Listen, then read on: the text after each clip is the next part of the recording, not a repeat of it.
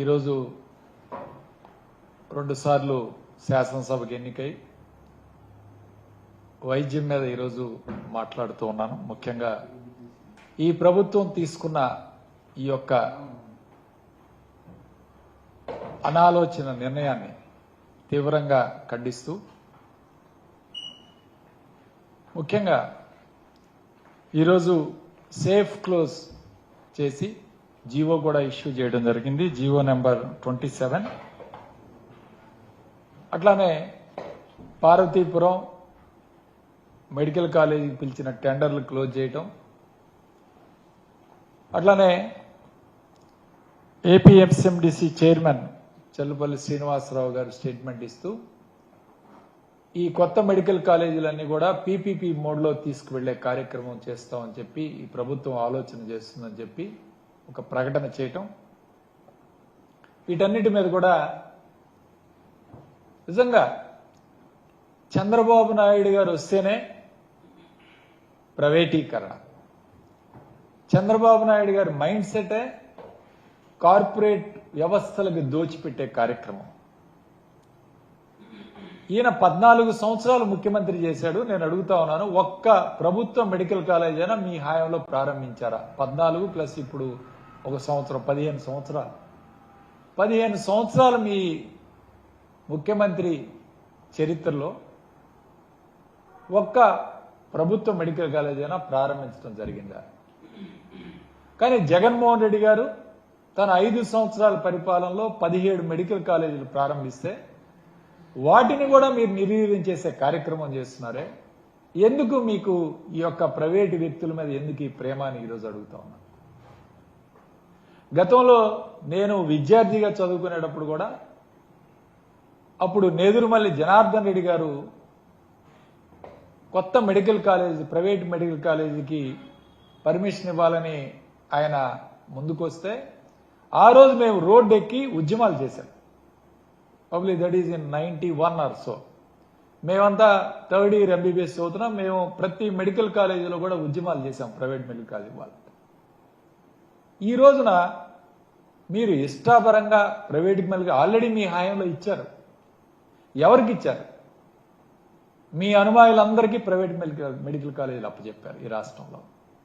నారాయణ ఒకవైపు, NRI medical కాలేజీలు, అట్లానే అందరూ ఈ రాష్ట్రంలో జిఎస్ఎల్ కానీ ఈ విధంగా అనేక మెడికల్ కాలేజ్ ప్రభుత్వ సంస్థ ప్రైవేట్ వ్యక్తులకి అప్పచెప్పి ఈరోజు వాళ్ళు ఏం చేస్తున్నారు మనందరికీ తెలుసు. ఈరోజు విద్యార్థుల దగ్గర నుంచి ఒక్కొక్క ఎంబీబీఎస్ సీటుకి దాదాపు 1.5 కోటి వసూలు చేస్తున్నారు ఈరోజు. అట్లానే ఒక పీజీ సీటుకి 1.5 కోటి నుంచి 3 కోట్ల దాకా వసూలు చేస్తున్నారు. ఈరోజు విద్యని, వైద్య విద్యని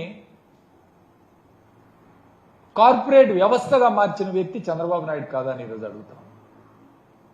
మళ్ళీ ఇదే తతంగం. ఆ రోజు జగన్మోహన్ రెడ్డి గారు 17 మెడికల్ కాలేజీలు, ప్రభుత్వ మెడికల్ కాలేజీని సెల్ఫ్ ఫైనాన్స్ పద్ధతిలో ఆయన పెట్టాలని ఒక నిర్ణయం తీసుకుంటే ఎలక్షన్ ముందు అంటే ఈ డబ్బులు ప్రభుత్వానికే వెళ్తాయి, ప్రభుత్వమే కొంత మెయింటైన్ చేస్తుంది, ఈ డబ్బులతోటి సపరేట్గా నిధి ఏర్పాటు చేసి ప్రభుత్వమే ఆ మెడికల్ కాలేజీని రన్ చేస్తుందని చెప్పి జగన్మోహన్ రెడ్డి గారు ప్రకటిస్తే ఎన్నికల సమయంలో చంద్రబాబు నాయుడు, పవన్ కళ్యాణ్, లోకేష్ ముగ్గురు కూడా తిట్టి ఆ రోజు మేము వస్తే పూర్తిగా ప్రభుత్వ మెడికల్ కాలేజ్ రన్ చేస్తామని ఎన్నికల ముందు హామీ ఇచ్చారు. ఇదే మెడికల్ కాలేజ్ పరిస్థితి. మరి ఈ రోజు ఏమైంది హామీ అని చంద్రబాబు నాయుడు అడుగుతాం. ఎప్పుడు అంతే, ఎన్నికల ముందు ప్రజలకి హామీలు ఇస్తాడు, ఎన్నికలు అయిపోయిన తర్వాత వాటన్నిటినీ కూడా మర్చిపోయాడు. అసలు వాటి గురించి మాట్లాడే ఇది కూడా అవకాశం కూడా ఇవ్వడు చంద్రబాబు నాయుడు. అలాంటి దుర్మార్గ పరిపాలన చేస్తున్నాడు వాడు. ఈరోజు చంద్రబాబు నాయుడు నిజంగా లాస్ట్ ఉగాది రోజున, ఉగాది పండగ రోజు 2024 ఉగాది అంటే ఎన్నికల ముందు గుడిలోకి వెళ్ళి పూజ చేసుకుని కొబ్బరికాయ కొట్టి బయటకు వచ్చి ఏమన్నాడంటే, వాలంటీర్లకు 10,000 ఇస్తాను, వాలంటీర్ వ్యవస్థ కొనసాగిస్తానని చెప్పాడు. ఈరోజు ఏమంటున్నాడు, బిడ్డ అసలు పుట్టందే పేరు ఎట్టు పెడతామని చెప్తా ఉన్నారు ఇవాళ. అంటే ఉగాది రోజున పండగ రోజు ఇచ్చిన మాటకు కూడా ఇతను ఎప్పుడు కూడా కట్టుబడి లేడు. అలానే ఈరోజు ప్రైవేట్ మెడికల్ కాలేజ్ విషయంలో కూడా, ప్రభుత్వ మెడికల్ కాలేజ్ విషయంలో కూడా ఇదే మోసం చేస్తున్నాడు ప్రజల్ని. ఎవరికి కట్టుబడి, ఎవరు లాభ పొందుతారు? ఈరోజు చంద్రబాబు నాయుడు అనుమానులు లబ్ధి పొందుతారు. వాళ్ళందరికీ మెడికల్ ఇస్తే వాళ్ళు బాగా డబ్బులు సంపాదించుకొని రేపు మీ పార్టీకి ఫండ్స్ ఇవ్వటం కానీ, పార్టీలో ఉన్న వ్యక్తులకి ఈరోజు మేలు చేసే కార్యక్రమం చేస్తారు తప్ప ఒక పేద విద్యార్థికి న్యాయం జరుగుతుందా? మాకు తెలుసు, మేము ఎంబీబీఎస్ సీట్ రావాలంటే మేము చదువుకునేటప్పుడు 500 ర్యాంకు లోపు వస్తేనే జనరల్ కేటగిరీలో సీట్ వచ్చేది ఈ రాష్ట్రంలో. అటువంటిది ఇవాళ 2450 జనరల్ సీట్లు ఇవాళ కోల్పోతున్నాం, ఎంబీబీఎస్ సీట్లు. ఇప్పుడు ఈ రాష్ట్రంలో 2300 సీట్లుంటే ప్రభుత్వ సీట్లు, ఇవాళ ఇంకొక 2450 యాడ్ అయితే దాదాపు 4600 సీట్లు ఫ్రీ సీట్స్ ఉంటాయి. అంటే పేద విద్యార్థులు కేవలం ప్రభుత్వం అడిగే ఫీజు, నాకు తెలిసి మేము అప్పుడు ఫీజు కట్టింది కూడా 541 రూపాయలు, 291 చలానా, 241 చలానా, 541 రూపాయలు ఫీజు కట్టి సంవత్సరానికి చదువుకున్నాం. ఇవాళ ఎవరు నష్టపోతున్నారు? పేద విద్యార్థులు నష్టపోతున్నారు.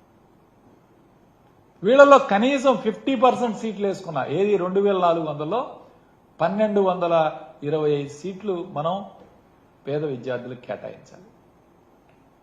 ఇవాళ ఎంతమంది ఇబ్బంది పడుతున్నారు?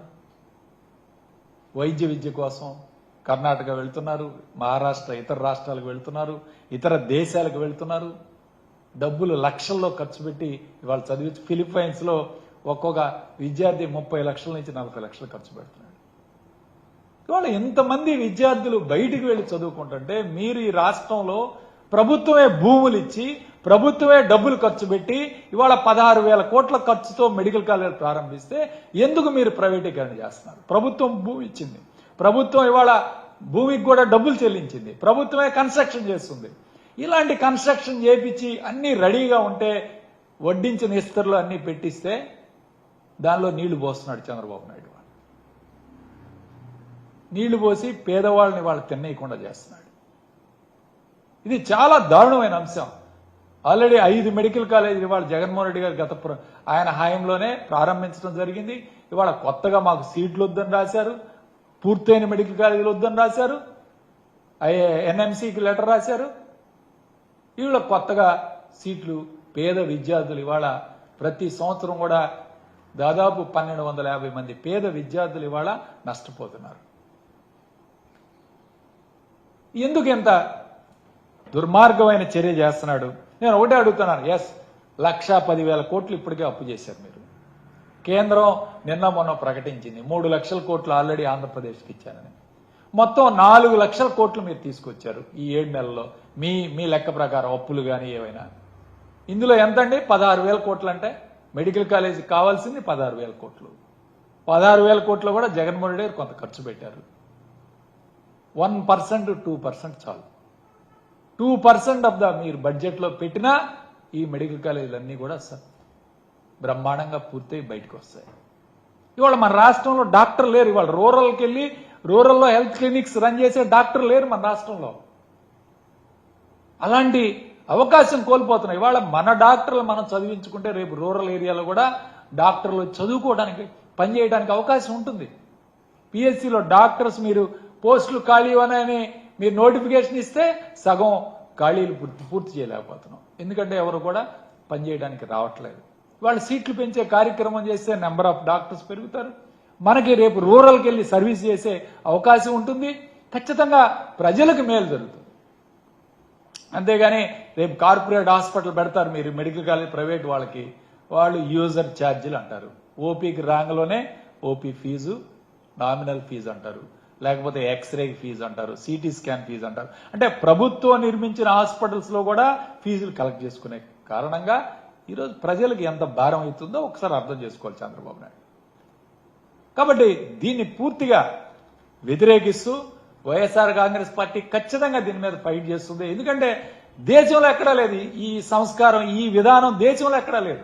ఇవాళ మన జగన్మోహన్ రెడ్డి గారు పోయిన ప్రభుత్వంలో మన రాష్ట్రంలో ప్రతి జిల్లాకి ఒక మెడికల్ కాలేజ్ ఉండాలని కోరుకున్నారు. ఇది కొత్త జిల్లాల్లో 26 జిల్లాల్లో. దీన్ని చూసి కేంద్ర ప్రభుత్వం ఒక్క యూపీలోనే 73 మెడికల్ కాలేజ్ ఇచ్చారు ఉత్తరప్రదేశ్లో. ఇవాళ వాళ్ళెవరూ ప్రైవేటైజేషన్ చేయటం లేదే, ఒక్కరు కూడా ఈరోజు ప్రైవేటైజేషన్ మీద మాట్లాడలేదు.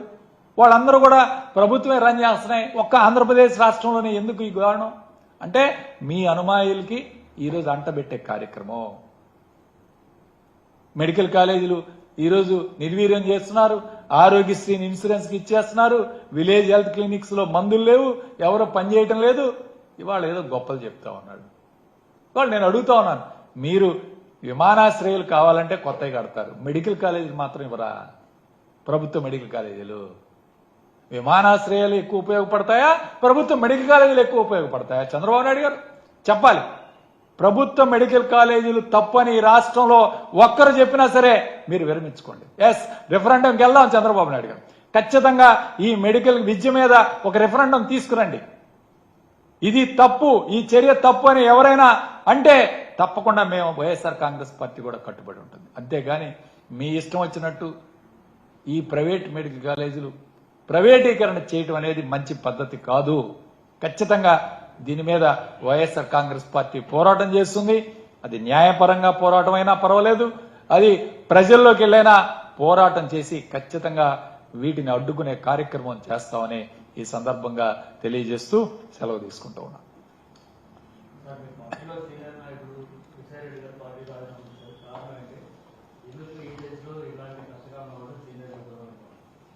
కారణం అనేది అదే ఇప్పుడే మనం ఆయన ప్రెస్ మీట్ ఢిల్లీ నుంచి కూడా రాజీనామా చేసిన తర్వాత కూడా ఇవ్వడం జరిగింది. ఆయన పూర్తిగా వ్యక్తిగతం అని చెప్తా ఉన్నారు.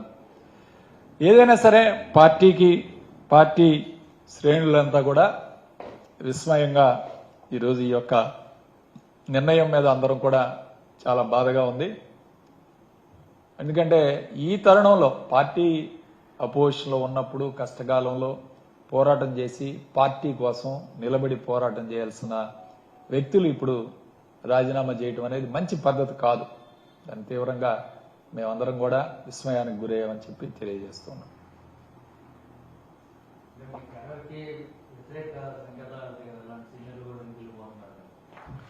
ఉండొచ్చు, అదే ఇప్పుడు దాని మీదే క్యాడర్ను కూడా మనం ఇది చేయాలి. ఎందుకంటే జగన్మోహన్ రెడ్డి గారు వల్ల ఈరోజు పార్టీలో పదవులు పొంది ఇలాంటి వాళ్ళు రాజీనామా చేయడం అనేది బాధాకరమైన విషయం. దీన్ని ఖచ్చితంగా క్యాడర్ కూడా సమన్వయం చేసుకుంటే చాలా సమయం ఉంది కాబట్టి భవిష్యత్తులో ఏం జరుగుతుందో ఆలోచిద్దాం, చూద్దాం. దాన్ని బట్టి ముందుకు వెళ్లే కార్యక్రమం కూడా చేస్తాం.